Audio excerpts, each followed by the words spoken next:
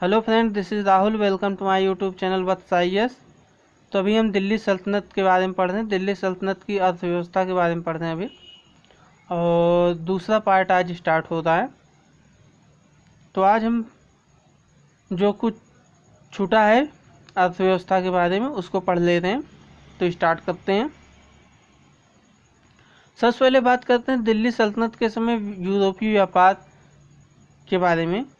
तो भारत में 16वीं शताब्दी के मध्य और 18वीं शताब्दी के मध्य विदेशी व्यापार में काफ़ी तेज़ी से हुई थी। उसका कारण था कि यूरोप की कंपनियां उसमें भारत में आई थी। तो यहाँ पे अब क्वेश्चन वैलिड है। यहाँ पे एक ये वैलिड क्वेश्चन उठेगा कि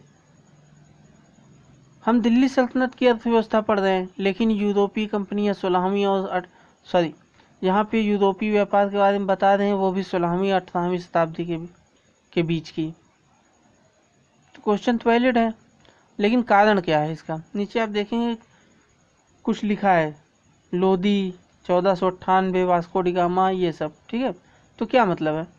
असल में यूरोपीय व्यापार जो था 16वीं और 18वीं शताब्दी में उन्नत अवस्था में था, फला फूला था उसमें। लेकिन इसकी स्टार्टिंग जो है भारत से यूरोपीय व्यापार की, ये हो गई थी 1498 से ही मानी जाएगी, क्योंकि 1498 में वास्को डी गामा भारत के पश्चिमी तट पर आया था, कालीकट तट पर, जो कि वर्तमान में केरला में है। उस समय जो शासन था भारत में वो था दिल्ली सल्तनत के अंतर्गत लोदी वंश का।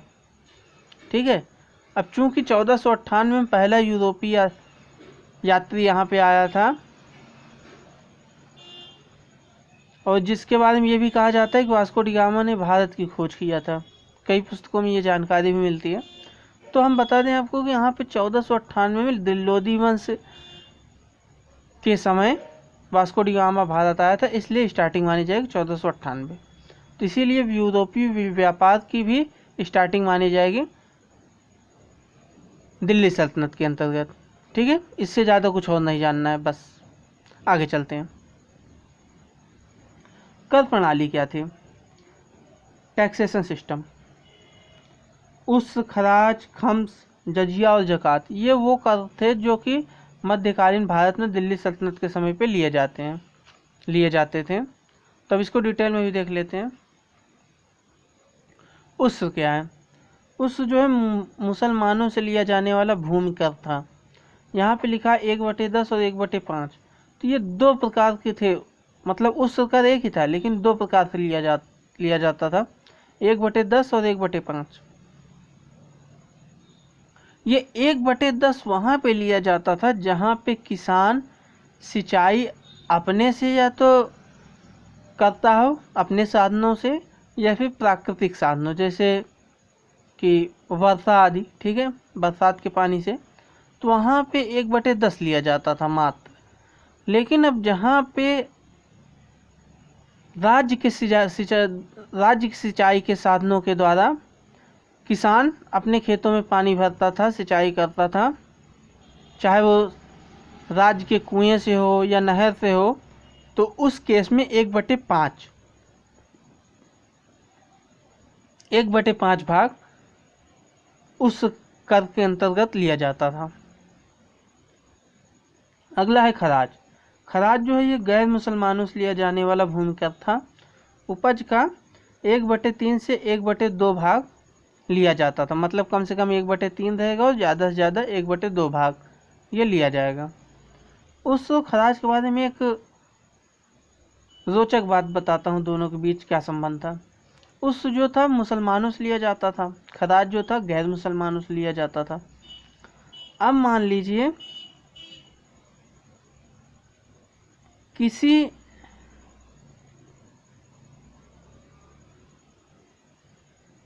हिंदू ने किसी मुसलमान की ज़मीन खरीद ली। ठीक है, समझिए बात को। किसी हिंदू किसान ने किसी मुसलमान किसान की ज़मीन खरीद ली, तो मुसलमान को देना होता था लेकिन अब खरीदने वाला कौन है? हिंदू। तो उस केस में क्या होता था, जो ये उस कर है उस बदल जाता था खराज में। ठीक है, लेकिन अब इसका उल्टा नहीं होता था। मतलब कि अगर मुसलमान हिंदू की ज़मीन खरीद लेता था तो खराज जो है वो उसमें नहीं बदलता था, खराज खराज ही रह जाता था उस केस में। ठीक है, ये नियम था उस समय सल्तनत काल के समय। खम्स के बारे में देखते हैं। खम्स जो था ये लूट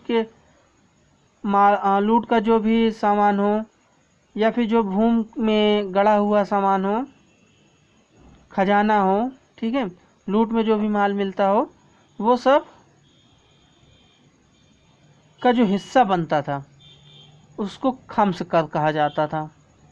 ठीक है, लूट में, खान में या फिर भूमि में जो गड़ा हुआ है ये सब।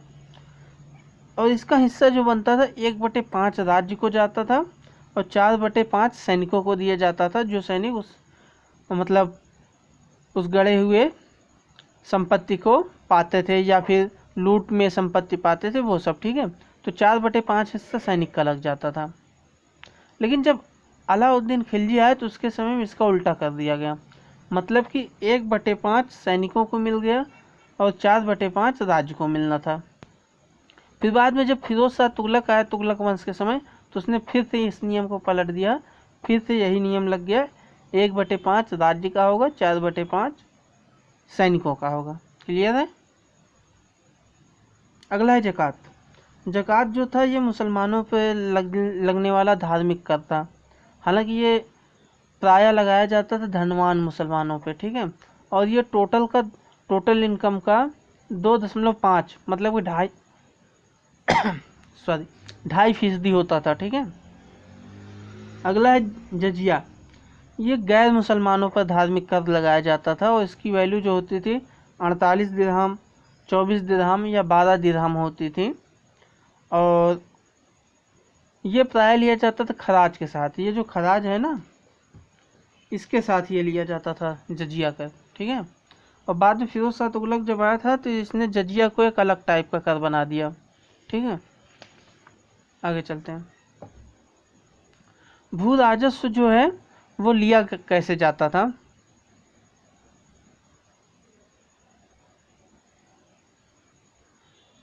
गल्ला बटाई कैसे होती थी, तो ये 3 प्रकार से होती थी। इसको देख लेते हैं। एक तो होती थी खेत बटाई, एक होती थी लंक बटाई, एक होती थी रास बटाई। अब ये तीनों क्या है, जब खेत में फसल खड़ी है और अभी कटी नहीं है या पकी नहीं है, ऐसी कंडीशन में, तो उस केस में जब राज्य का हिस्सा लगा दिया जाए तो उसको बोलते हैं खेत बटाई। लंक बटाई वो है जब खेत मतलब फसल कट गई खेत से, लेकिन अभी जो उसका जो मेन प्रोडक्ट है जैसे अनाज और उसका जो वेस्ट प्रोडक्ट है जैसे कि भूसा, ये अलग नहीं हुआ है लेकिन अभी कट चुका है, तब उस केस में फसल का बंटवारा अगर कर दिया जाए, या मतलब हम ये कह सकते हैं कि राज्य का निर्धारण कर दिया जाए कि राज्य को इतना हिस्सा मिलेगा, तो उस केस में उसको बोला जाता था लंक बटाई। तीसरा है रास बटाई। जब रास बटाई वो कैसे, जब खेत में फसल कट भी जाए और कटने के बाद उसका जो मेन प्रोडक्ट है और जो उसका वेस्ट प्रोडक्ट है, मतलब प्राइमरी प्रोडक्ट और सेकेंडरी प्रोडक्ट दोनों अलग अलग हो जाए। जैसे कि अगर गेहूं की बात की जाए तो गेहूं कटने के बाद उसमें गेहूं अलग हो जाता है अनाज, और भूसा अलग हो जाता है। ठीक है, तो गेहूं और भूसा जब अलग हो जाए अलग अलग, तो बचा हुआ जो अनाज है गेहूं, तो उसमें जब राज्य का हिस्सा लगाया जाए तो उसको बोलते थे रास बटाई। समझ गए। अगर ना समझ में आए तो दोबारा ये इसको रिपीट करके देख लीजिए। अब आगे बात करते हैं तुर्कों के द्वारा लाए गए तकनीक, जो तुर्क शासकों के द्वारा लाए गए थे बाहर से तकनीकें भारत में, उसके बारे में पढ़ते हैं। पहला है चरखा। चरखा जो था ये 13वीं से 14वीं शताब्दी के मध्य में आया था और 1350 की एक रचना है फुतूह उस सलातीन। ठीक है, इसके द्वारा जानकारी मिली है। दूसरा है करघा। ठीक है, ये करपा कुछ समझ में आ रहा था, ये करघा लिखा हुआ है। ठीक है, करघा। करघा की जानकारी मिलती है मिफ्ताह उल फुजाला से। ठीक है, मिफ्ताह उल फुजाला ये एक ग्रंथ है, इसमें इस करघे का चित्र बना हुआ है। वहाँ से जानकारी मिलती है कि तुर्क लोग करघा लाए थे यहाँ पे, करघे की तकनीक भारत में। अगला जो तकनीक है वो है चूना और गारा का प्रयोग। इमारतों में चूने और गारे का प्रयोग करने की तकनीक तुर्क लोग लाए थे। कागज की जल्दसाजी का विकास भी तुर्कों के द्वारा किया गया था। ये भी तकनीक तुर्क शासकों के द्वारा यहाँ आई थी। जल्दसाजी मतलब जो बाइंडिंग होती है पुस्तकों की या फिर नोट्स बुक आदि कॉपी वगैरह जो आप रखते हैं उसकी भी बाइंडिंग होती है, तो उसी को हिंदी में जल्दसाजी कहा जाता है। ठीक है। स्थापत्य में मेहराब का प्रयोग और वैज्ञानिक रूप से बने हुए गुंबदों का प्रयोग भी, ये वाली जो तकनीक थी ये भी तुर्की शासकों के द्वारा बाहर से लाई गई थी। रकाब, नाल और बारूद का प्रयोग ये भी तुर्क शासकों के द्वारा लाया गया। अगला है कलई का प्रयोग। ये टेक्निक भी वहीं से आई थी।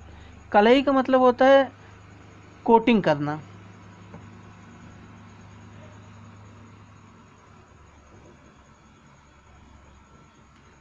जैसे कि आप लोगों ने देखा होगा कि जो लोग भारी मतलब कि महंगे टाइप के जो आभूषण होते हैं, गहने, अगर उसको नहीं रख पाते अपने पास तो वो लोग एक नकली गहने रखते हैं। नकली गहना कहने का मतलब कि वो बना होता है किसी अन्य धातु का, लेकिन उस पर सोने और चांदी की परत चढ़ा दी जाती है, तो लगता है देखने में कि ये सोने का या चांदी का गहना है। तो वो जो परत चढ़ा दी जाती है एक धातु के ऊपर दूसरे धातु की, उसी को बोला जाता है कोटिंग, और हिंदी में उसको बोला गया है कलई। ठीक है। तो कलई का प्रयोग जो था वो वहीं से आया था तुर्की शासकों के द्वारा। अगला है आसमनविद का विकास और नाविकों के द्वारा कुतुबनुमा का प्रयोग। ये दोनों टेक्निक भी वहीं से आई थी। कुतुबनुमा क्या है? ये दिशा ज्ञान कराने वाला ये यंत्र है। ठीक है। जहाँ पे अगर किसी व्यक्ति को दिशा भ्रम हो जाए या दिशा का पता न चले तो वहाँ पे कुतुबनुमा का प्रयोग होता है। अक्सर इसको नाविक लोग करते हैं अपने साथ, जैसे जहाज़ से जा रहे हैं समुद्रों के बीच, तो वहाँ पे कुतुबनुमा का प्रयोग के द्वारा दिशा का ज्ञान करते हैं। ठीक है। परिवहन और संचार, ट्रांसपोर्ट एंड कम्युनिकेशन कैसा था उस समय? परिवहन के जो साधन थे उसमें पर्याप्त थे और सस्ते हुआ करते थे। ठीक है। उस समय सड़कों पर सुरक्षा संतोषजनक थी। ठीक है। मतलब कि उसमें इतना ज़्यादा भय नहीं होता था कि चोर लुटेरे ये सब। ठीक है। हालांकि कभी ऐसी घटनाएं घटती भी थी, लेकिन उस केस में राज्य की तरफ से मुआवजा दिया जाता था।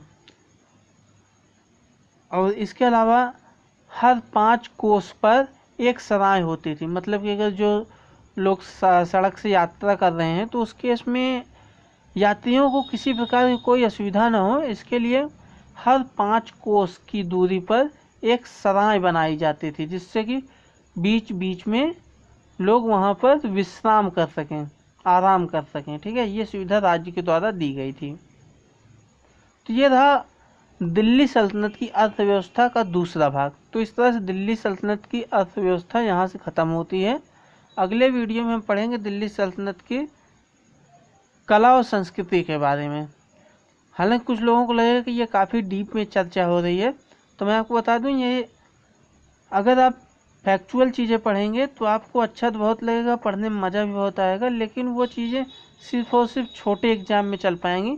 बड़े एग्ज़ाम जैसे कि यूपीपीएससी या यूपीएससी में आपसे फैक्चुअल नहीं पूछा जाएगा।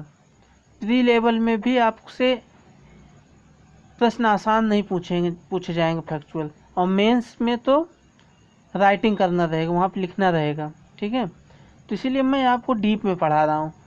आप यहाँ से मेंस में भी जा सकते हैं लिखने के लिए। ठीक है। तो आज के लिए इतना ही। वीडियो देखने के लिए आपका बहुत बहुत धन्यवाद।